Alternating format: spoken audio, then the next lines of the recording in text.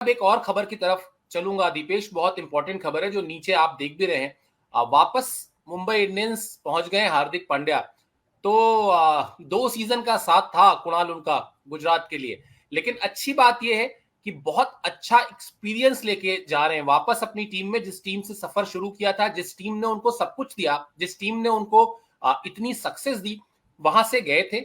अब जब लौटे हैं तो एक और अनुभव अपने साथ लेकर आ रहे हैं, और वो अनुभव है कप्तानी का।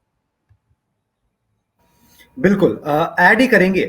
मुंबई का जो आर्सेनल है उसके अंदर ऐड ही करेंगे, मगर मुंबई ने भी अच्छी खासी रकम जो है उनके लिए चुकानी उनको पड़ी है। और काफी सारा ड्रामा भी हो गया इससे कि हार्दिक आ रहे हैं नहीं आ रहे। मैं थोड़ी सी पिक्चर इसमें क्लियर कर दूं कि बैकग्राउंड क्या है।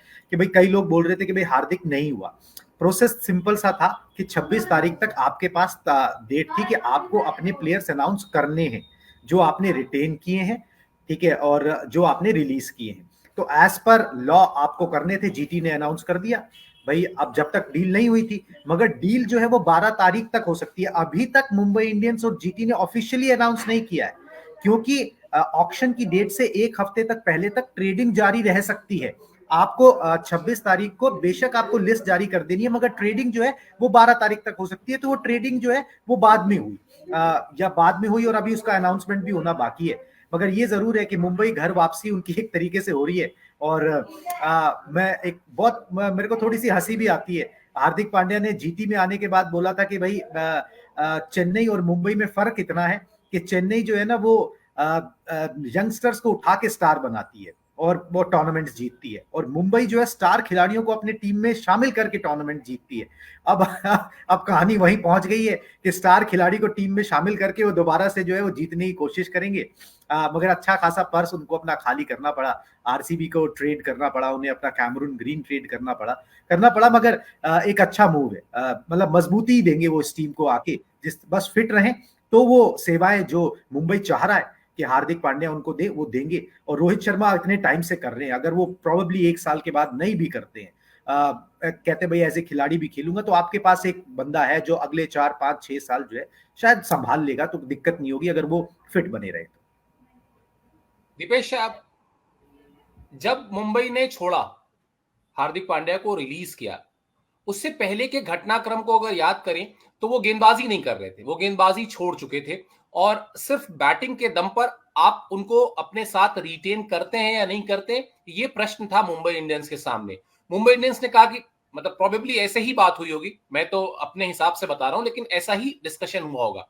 मुंबई इंडियंस को लगा कि साहब, बतौर ऑलराउंडर तो ये खिलाड़ी डिजर्व करता है, लेकिन सिर्फ बैट्समैन या सिर्फ बॉलर ऐसा सोचें तो वो शायद संभव नहीं है। उन्होंने उनको रिलीज कर दिया। अब जब वो लौटे हैं तो वो एक बेहतर ऑलराउंडर बन के लौटे हैं दोनों डिपार्टमेंट में। कप्तानी का एक्सपीरियंस लेके लौटे हैं, जो बात अभी हम कर रहे थे। और उससे भी बड़ी बात, मेच्योर होके लौटे हैं। अब हार्दिक पांड्या को पता है कि क्या बोलना है, क्या नहीं बोलना, क्या करना है, क्या नहीं करना। एक खिलाड़ी अपने करियर में जितनी तरह के झटके खाता है वो सारे वो खा चुके हैं, वो चाहे फिटनेस का हो, चाहे बैन होने का हो, वो जो विवादास्पद बयान उन्होंने दिया था। कुल मिलाकर एक मेच्योर खिलाड़ी इस फॉर्मेट का मुंबई अपने साथ वापस लेकर आ गई। जी सर, बिल्कुल एक कंप्लीट खिलाड़ी हैं, बैटिंग देते हैं, बॉलिंग देते हैं, लेकिन सबसे बड़ी बात जो गुजरात से वो सीख कर जा रहे हैं गुजरात की टीम से, वो वह है कप्तानी। और अभी तक रोहित शर्मा का रोल क्लियर नहीं है कि आगे क्या होने वाला है। कोई कह रहा है कि टी20 फॉर्मेट में शायद कंटिन्यू ना करें, आईपीएल खेलेंगे या नहीं खेलेंगे, इस पर भी अभी कुछ क्लियरेंस नहीं आया है किसी भी टीम की ओर से या खुद रोहित की ओर से। लेकिन फ्यूचर को अगर देखते हुए बात करें, क्योंकि आईपीएल बड़ी लीग है, किसी खिलाड़ी के आने या जाने से इस लीग को रोका नहीं जा सकता, और ऐसे में जरूरत थी उनकी टीम को हार्दिक पांड्या जैसे एक खिलाड़ी की, मैं तो कहूंगा एक फ्यूचर कप्तान की।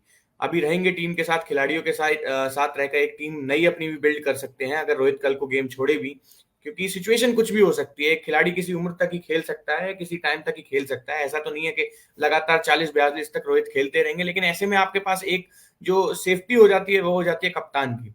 हार्दिक ने भी कप्तानी करते हुए पहले ही अपने सीजन में आईपीएल जिताया था गुजरात टाइटंस को, वहीं भारतीय टीम की कप्तानी भी लगातार कर रहे हैं, और ऐसा माना जा रहा है कि टी20 में हमारे फ्यूचर कैप्टन वो हैं। तो डील मैं कहीं ना कहीं कहूंगा बहुत अच्छी थी। गुजरात के लिए थोड़ा सा खराब रहा, क्योंकि अब मैं देख रहा हूं कि उनके पास कैप्टन कौन है।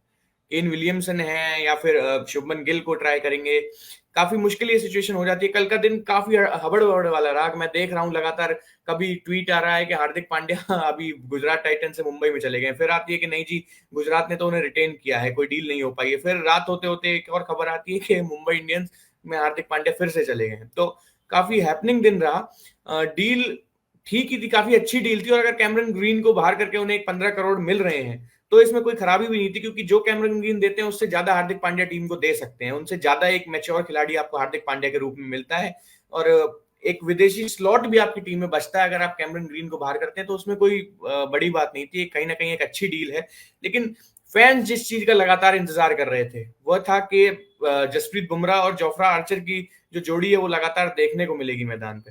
लेकिन पहले सीजन में हम देखते हैं कि आर्चर किसी वजह से नहीं खेल पाते हैं, वो इंजर्ड हैं। अगर आर्चर दूसरे सीजन में वापस आते हैं तो जसप्रीत बुमराह बाहर हो जाते हैं इंजरी की वजह से।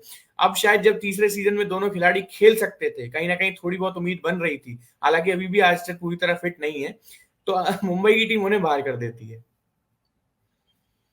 बिल्कुल, बहुत सीधा सा गणित है दीपेश, बाप बड़ा ना भैया, सबसे बड़ा रुपया, और जहां पर पैसा लगा हुआ है वहां पर आपको परफॉर्मेंस चाहिए। बेन स्टोक्स को आप 16.25 करोड़ में लेकर आए थे, डगआउट में बिठाने के लिए लेकर नहीं आए थे। हैरी ब्रूक को 13 या 14 करोड़ जितना भी लेकर आए थे, डगआउट में बिठाने के लिए लेकर नहीं आए थे। कुणाल, आप कुछ ऐड करना चाहते हैं? ऐड भी सर करिए और बस शो को वाइंड अप भी करिए।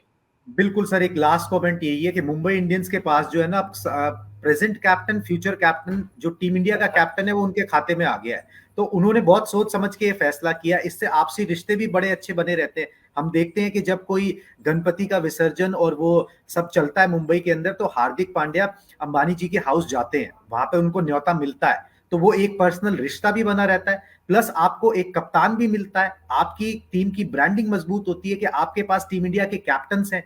रोहित शर्मा अभी वनडे में रहे, टेस्ट में तो रहेंगे ही रहेंगे, T20 के कैप्टन्स भी हैं।